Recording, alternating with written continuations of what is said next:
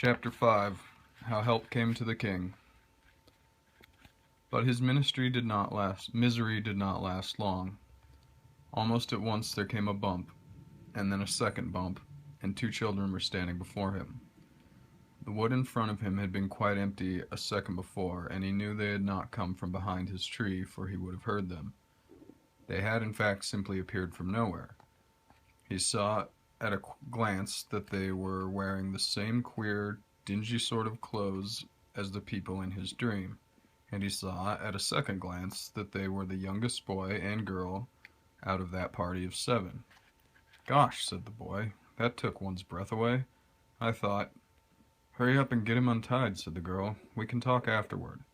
Then she added, turning to Tyrion, "I'm sorry we've been so long. We came the moment we could." While she was speaking, the boy produced a knife from his pocket and was quickly cutting the king's bonds. Too quickly, in fact, for the king was so stiff and numb that when the last cord was cut, he fell forward on his hands and knees. He couldn't get up again till he had brought some life back into his legs by a good rubbing. "I say," said the girl, "it was you, wasn't it, who appeared to us that night when we were all at supper, nearly a week ago?" "A week, fair maid?" said Tyrion. "My dream led me into your world scarce 10 minutes since." "It's the usual muddle about times, Pole," said the boy. "I remember now," said Tyrion. "That too comes in all the old tales. The time of your strange land is different from ours. But if we speak of time, 'tis time to be gone from here, for my enemies are close at hand. Will you come with me?" "Of course," said the girl. "It's you we've come to help." Tyrion got to his feet and led them rapidly downhill.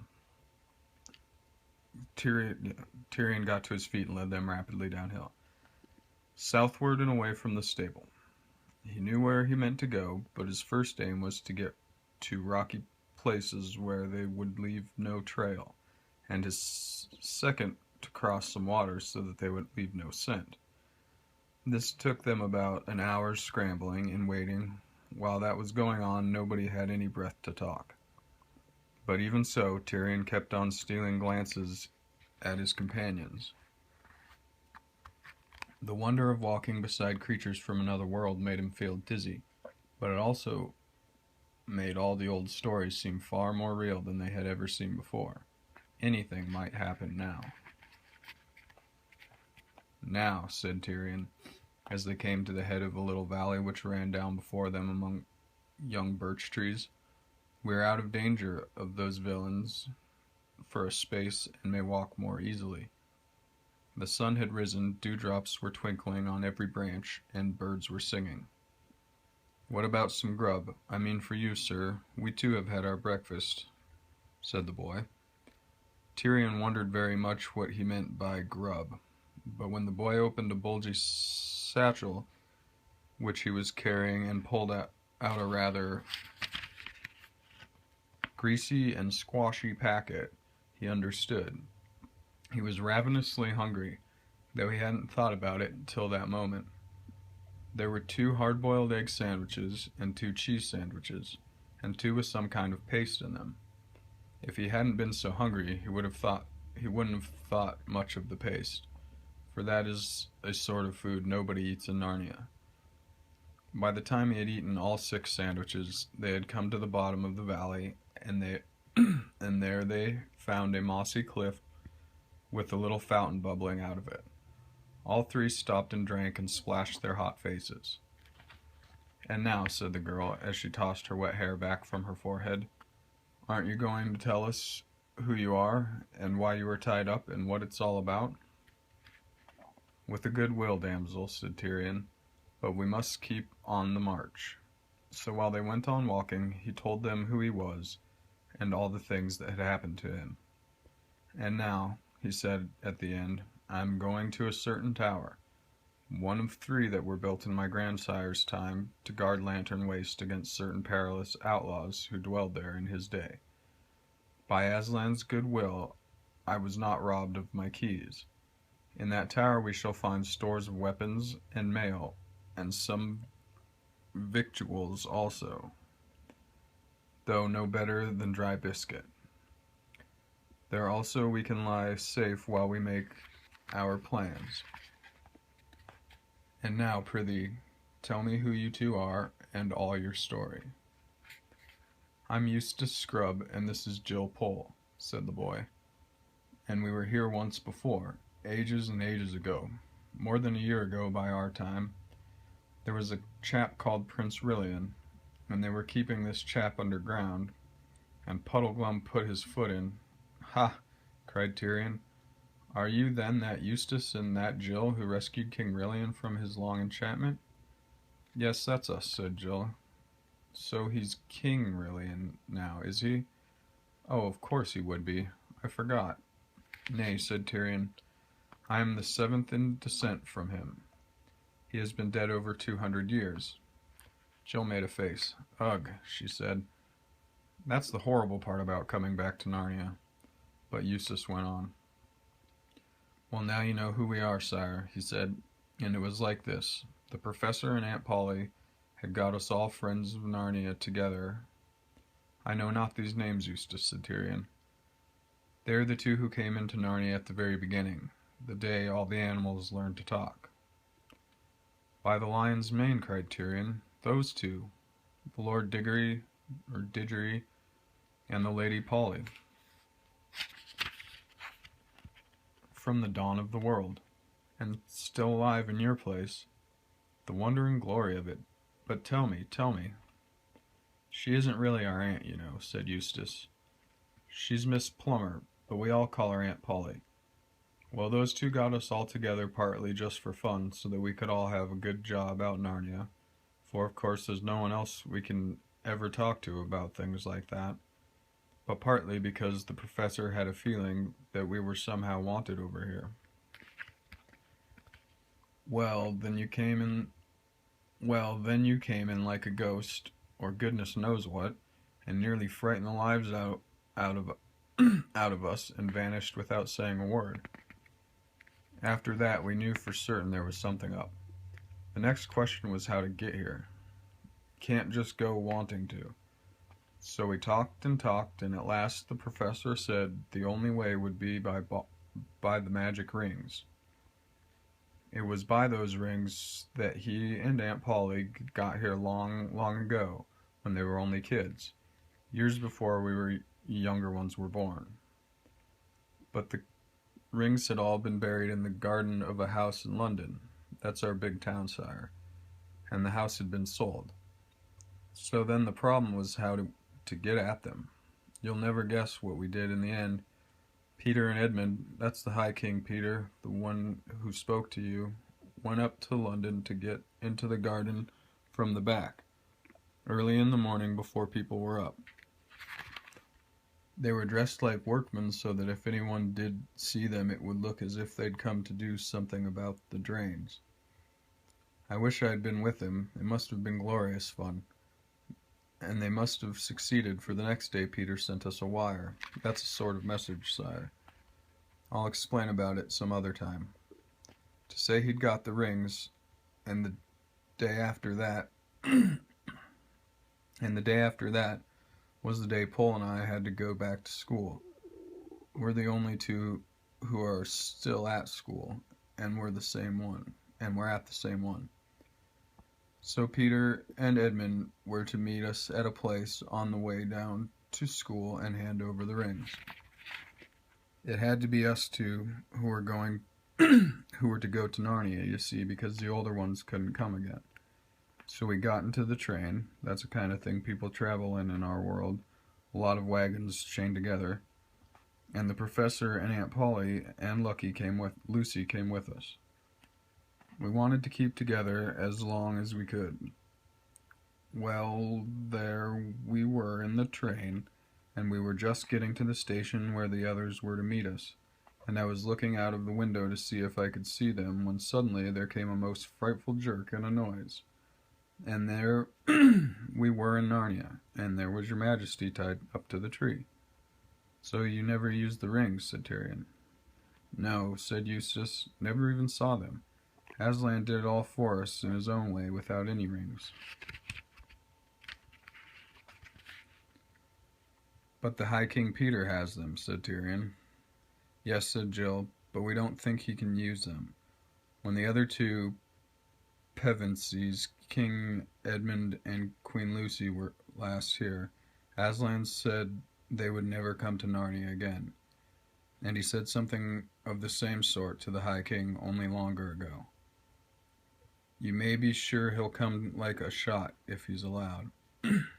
Gosh, said Eustace, it's getting hot in this sun. Are we nearly there, sire? Look, said Tyrion, and pointed. Not many yards away, great battlements rose above the treetops, and after a minute's more walking they came out into an open grassy space.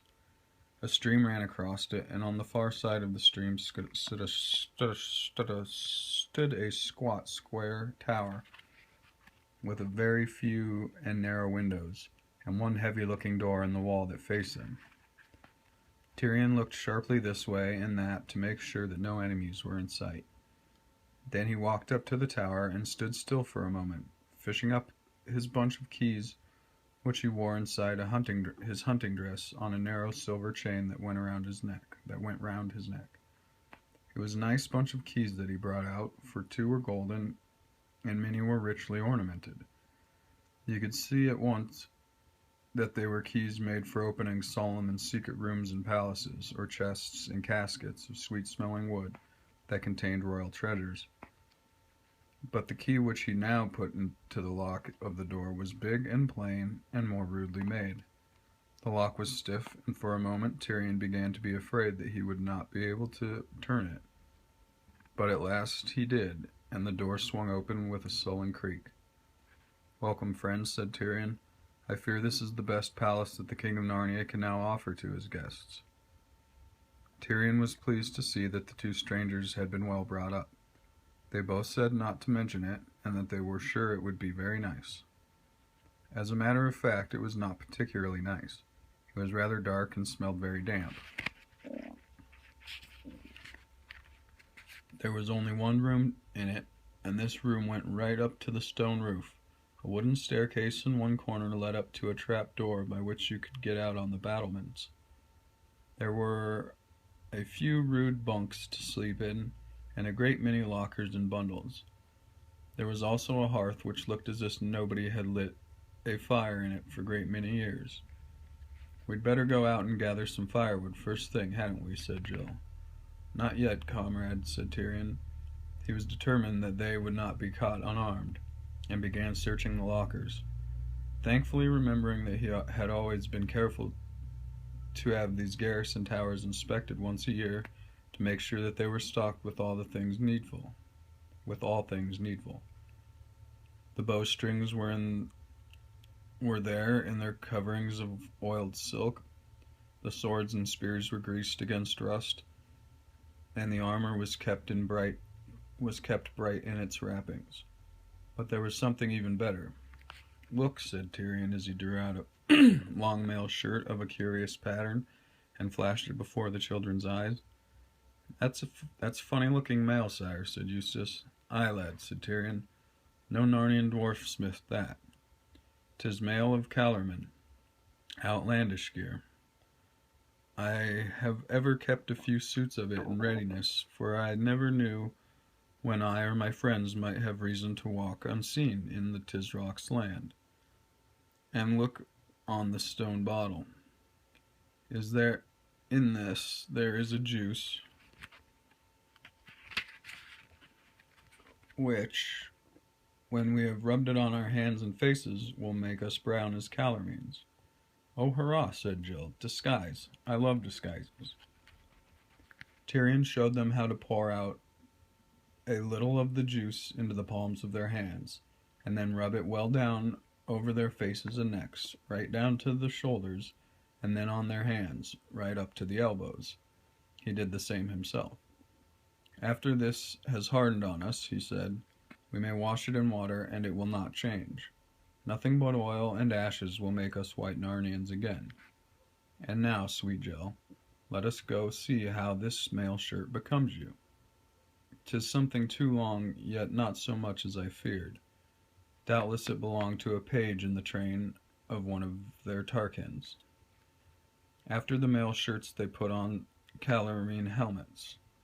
which are little round ones fitting tight to the head and having a spike on top.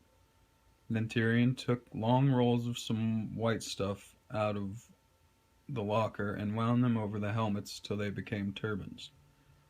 But the little steel spikes still stuck up in the middle. He and Eustace took curved Calormene swords and little round shields. There was no sword light enough for Jill, but he gave her a long, straight hunting knife, which might do for a sword in a pinch. "Hast any skill with the bow, maiden?" said Tyrion. "Nothing worth talking of," said Jill, blushing. "Scrub's not bad."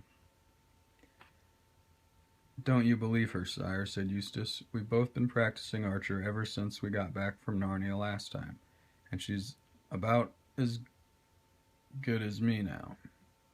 Not that either of us is much." Then Tyrion gave Jill a bow and a quiver full of arrows. The next business was to light a fire, for inside that tower it still felt more like a cave than like anything indoors, and set one shivering. But they got warm gathering the wood. The sun was now at its highest, and once the blaze was roaring up the chimney, the place began to look cheerful. Dinner was, however, a dull meal, for the best they could do was to pound up some of the hard biscuit which they found in a locker, and pour it into boiling water with salt, so as to make a kind of porridge. And of course there was nothing to drink but water. "I wish we'd brought a packet of tea," said Jill. "Or a tin of cocoa," said Eustace. "A firkin or so of good wine in each of these towers would not have been amiss," said Tyrion.